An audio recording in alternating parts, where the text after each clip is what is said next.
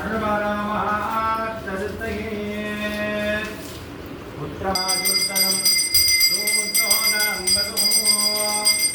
जनमेन्द्रो बृहस्पतिर्वर्णं धनवत्सुरे मन्यते धनों विबुधपुत्रः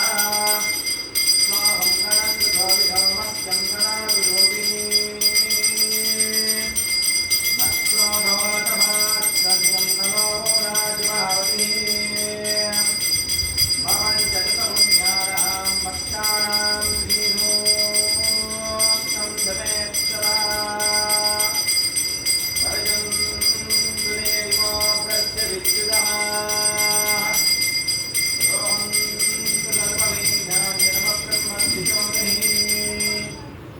पद्मप्रिये पद्मिनि पद्महस्ते पद्मालये पद्मदलागणाक्षी विश्वप्रिये विश्वमनोरगुणे पद्मावृत्तं मयि सन्निधत्ता दासा पद्म